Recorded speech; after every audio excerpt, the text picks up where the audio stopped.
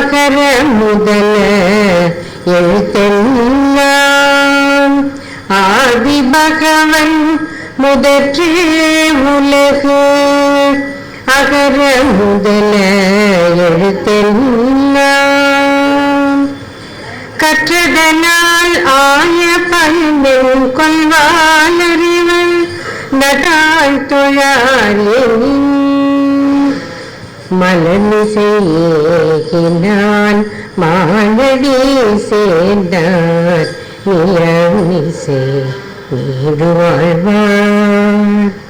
கோயில் பொறியில் குணமிலவே என் குணத்தான் தாழை வணங்காதலை. அகர முதல எழுத்தெல்லாம் ஆதி பகவன் முதற்றே உலகு. நண்பர்களே, அனைவருக்கும் வணக்கம். எங்கள் முன்னோடியாக இருக்கிற மாமணியை பற்றி இப்போது நல்லிசை கவிஞர் நா ஜெகதீசன் பாடினாரே, அவருடைய கவிதையை தான் நான் இங்கே உங்கள் முன் படைக்கிறேன். ஏனென்றால் திணைத்துறை நன்றி செய்யவும் அதனை படைத்துறையாக கொள்வார், பயன் தெரிந்தார் மாட்டு என்ற சொல்லுவதற்கு நான் சொந்தக்காரனாக வேண்டும் என்பதற்காக அவருடைய கவிதையை படிக்கிறேன். ஓதி ஓதி தமிழரையே தட்டி எழுப்பிய வெற்றிகார உறவுகின்ற சிந்தனையார் முகமாமணியார் என்றும் சாதி மத அரசியலை சாராது பகுத்தறிவால் சாதிக்க பிறந்தவரே முகமாமணி. முகமாமணி எங்கள் முகமாமணி என்றும் பிறருக்காக வாழுகின்ற மனிதநேயர் நீர். நாதியற்று போற நமது இனம் வாழ மொழி வாழ நன்னெறியை விதைப்பவரே முகமாமணி. மது போதையிலே நம்மிடமே பாதை மாறி போகாமல் எச்சரிக்கை செய்பவரே முகமாமணி. சாகுமுறையில் தொண்டு செய்து சாதித்த பெரியார் போல் சேவை செய்து சிறந்தவராய் முகமாமணியா வாழ்க. பாகு போன்ற பைந்தமிழை பயனுள்ள கருத்துக்களை பரப்பி நன்மை புரிபவரே முகமாமணி. நாகரீகம் வழுவாமல் நல்லிதழாக முகம்பரையே நயம்படவே தந்தவர்தான் முகமாமணி. இலக்கிய தாகமரை தனிப்பதற்கே வட்டமொன்று கொண்டு தமிழ்த்தலைத்தனவே உழைப்பவர்தான் முகமணி மாமணி. இந்த இலக்கிய வட்டத்தை தோற்றுவித்தவர் முகமாமணி என்பதை உங்கள் நினைவுக்கு கொண்டு வந்து என்னுடைய இந்த வரிகளை நிறைவு செய்கிறேன். நன்றி, வணக்கம். சான்றோர் மக்களே, இலக்கிய வட்டத்தினுடைய கவிதை அரங்க நேரம் 11 மணி. அது நிறைவடைந்து அடுத்து மாமணி அரங்கம் இருந்தனால இப்போ 3 பேர் கவிதை படித்திருக்கிறார்கள். அது நேரம் காலமும் சரியாக நாங்கள் பார்த்து கொண்டே இருப்போம் என்பதில் சரியாக 1 மணிக்கு இலக்கிய வட்ட கூட்டம் நிறைவு பெறும் என்பதை உங்களுக்கு முதல்ல சொல்ல கடமைப்பட்டிருக்கிறேன். சான்றோர் மக்களே, இந்த இலக்கிய வட்டம் மாணவ செல்வங்கள்லாம் வந்திருக்கீங்க. உங்களுக்காக சொல்லக்கூடிய கருத்து, இந்த இலக்கிய வட்டம் 1980ஆம் ஆண்டு ஆகஸ்ட் மாதம் துவக்கப்பட்டது. முகமாமணி என்கின்ற ஒரு மாமனிதர் ஓமை கவிஞர் சுரதா அவர்களை கொண்டு, சுரதா அவர்கள் இதே பகுதியில் வாழ்ந்தவர், லட்சுமணசாமி தெருவிலே இங்கே இருந்தவர். மாணவ செல்வங்களுக்கு தெரிய வேண்டும் என்று சொன்னால், இப்பொழுது நம்முடைய அசோக் பில்லர் அருகிலே ஒரு சிலை இருப்பதை நீங்கள் பார்த்திருப்பீர்கள். அந்த சிலை தான் ஓமை கவிஞர் சுரதா அவர்களுடைய சிலை. அவருடைய திருக்கரங்களால் தொடங்கி வைக்கப்பட்ட அமைப்பு தான் இந்த இலக்கிய வட்டம் என்பதை முதலில் உங்களுக்கு மகிழ்ச்சியோடு தெரிவித்துக் கொள்ள கடமைப்பட்டிருக்கிறேன். ஓமை கவிஞர் சுரதா அவர்களுடைய இதை நான் பலமுறை சொல்லியிருந்தாலும் கூட மாணவர்களுக்காக சொல்ல வேண்டிய கடமை, அடுத்த தலைமுறை என்பதற்காக. மற்றவர்கள்லாம் என்ன பலமுறை கேட்டிருக்கிறதுனால மாணவர்களுக்காக சொல்கிற கருத்து இது. இந்த இலக்கிய வட்டத்தை துவங்குகிற பொழுது முகமாமணி அவர்களும் அவருடைய நண்பர் வெங்கடேசன் அவர்களும் இணைந்து ஓமை கவிஞர் சுரதா அவருடைய இல்லத்திலே ஒரு நாள் மழை தோறும் நேரத்தில் அங்கே சென்றிருக்கிறார்கள்.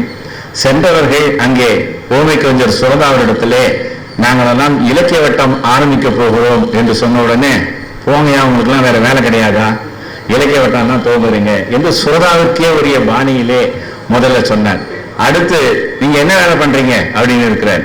அப்போது மாமணி அவருக்கே உரித்தான மென்மையான குரலில், நான் LICல ஊழியனாக இருக்கிறேன், இவர் கார்பரேஷன் இதுல சான்சரி இதுல இருக்கிறார், அப்படியா உழவாங்க என்று அழைத்து, என்ன பண்ண போறீங்க, மாதம் ஒரு இலக்கிய வட்டம் கூட்டம் துவக்கலாம் என்று நினைக்கிறோம். முதல் மாறா நர்சரி பள்ளி அங்கே ராமசாமி சாலையிலே இலக்கிய வட்டம் துவக்கப்பட்டது. 27 கூட்டங்கள் அங்கே தொடர்ந்து நடந்தது. ஒரு ஷெட்டு போட்டிருக்கோம், அந்த இதில் நடந்தது. அங்கே அந்த இலக்கிய வட்டத்திலே உருவானவர் தான் இன்றைய தினம் உலக நாடுகளெல்லாம் சுற்றி பவனி வந்து கொண்டிருக்கிற இரா வெங்கடாஜலபதி சாகித்ய அகாடமி பரிசு பெற்றவர் என்பதை முதல்ல தெரிவித்துக் கொள்கிறோம். அவர் 9ஆம் வகுப்பு மாணவர்களுக்காக சொல்வது இது. அவர் 9ஆம் வகுப்பு படிக்கிற பொழுது மாமணியோடு இணைந்தார்கள். அவர் இன்று உலகமெல்லாம் சுற்றி வருகிறார்கள். தமிழகத்தில் முதலமைச்சர், கவர்னர் உட்பட உலக நாடுகளெல்லாம் அவரை பாராட்டுகிற வகையிலே புகழ் பெற்றுக் கொண்டிருக்கிறார். இன்று மாநில கூட இன்னொரு கூட்டத்தில் உரையாற்ற சென்ற ஆண்டு அவருக்காக சிறந்த பாராட்டு கூட்டத்தை நம்முடைய சண்முகாலயம் அவர்கள் ஏற்பாடு செய்திருந்தார்கள். நாங்கள் எல்லாம் இங்கே நடத்தினோம். அவர் இந்த இலக்கிய வட்டத்திலே உருவானவர் என்பதிலே சொல்லிக் கொள்வதில் நாங்கள் பெருமை அடைகிறோம். அங்க 27 கூட்டங்கள் நடைபெற்று முடிந்து 28வது கூட்டம் என்ன செய்வது என்று நினைக்கிற பொழுதுதான் இந்த பள்ளியில் இருக்கக்கூடிய தலைமை ஆசிரியர் அன்றைய கிருஷ்ணமூர்த்தி அவர்கள் இந்த வாய்ப்பினை இந்த பள்ளியிலே தந்தார்கள். அப்பொழுது இந்த பள்ளியிலே நீங்கள் இன்று அமர்ந்திருக்கிறீர்களே, இந்த தோற்றங்கள்லாம் கிடையாது, காம்பவுண்ட் சுவர் கூட கிடையாது. ஆக அங்கு மாடி அறையிலே நடக்கும். அல்லது இப்பொழுது தலைமை ஆசிரியர் இந்த இடத்தை பிடித்துக் கொண்டார், அந்த அறையிலே நடக்கும், தொடர்ந்து நடக்கும். அந்த அறையிலே தான் நாங்கள் தொடர்ந்து இந்த கூட்டத்தை நடத்துவோம். 28வது கூட்டம் நடைபெற்றது. அப்பொழுதுதான் சமுத்திரம் என்று அப்பொழுது செய்தித்துறையிலே மிக புகழ் பெற்றுக் கொண்டிருந்த சமுத்திரம் அவர்கள் அங்கே வந்து கலந்து கொண்டார்கள். அன்றைய தினம் நாங்கள் எல்லாம் கவிதை பாடணும், அந்த புகைப்படம் எல்லாம் இருக்கு. அந்த சமுத்திரம் அவர்கள் வருகிற பொழுதுதான் நான் ஒரு கேள்வியை கூட அவர்கிட்ட கேட்டேன். சமுத்திரம் இடத்துல அவர் பாரதியாரை பற்றி பேசுகிற பொழுது பாரதியார் கழுதையெல்லாம் தூக்கி முத்தம் கொடுத்தார் என்று சொன்ன போது இதெல்லாம் சொல்ல வேண்டுமா என்று கூட வேடிக்கையாக நாங்கள் கேட்டோம். அவர் சில பதிவுகள் தேவை என்று சொல்லி பேசினார்கள். அங்க சமுத்திரத்திலிருந்து இங்கே தோன்றியது.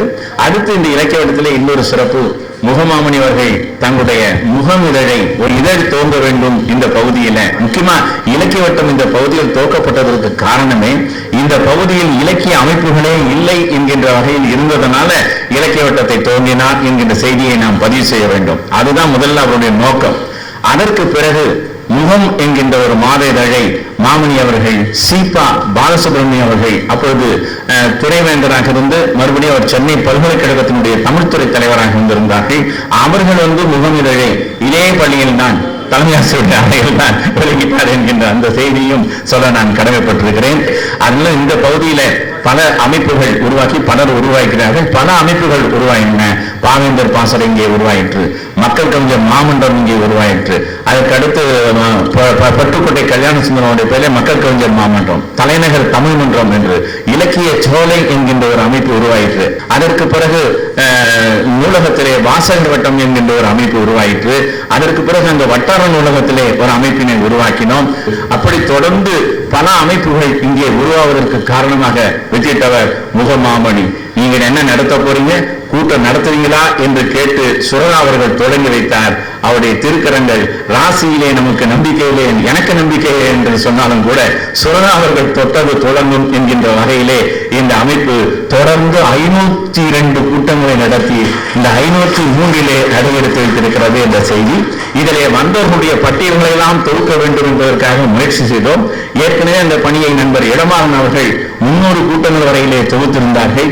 அடுத்து 200 கூட்டங்கள் வரையிலே சேர்த்து 500 கூட்டங்களை தொகுத்து இருக்கிறோம். விரைவில் ஒரு நூலாக வரையிடவும் என்கின்ற அந்த செய்தியும் சொல்லி மிகச்சிறந்த சான்றோர்கள் இங்கே வராதவர்களே இல்லை என்று நாங்கள் அடிக்கடி சொல்லுவது உண்டு.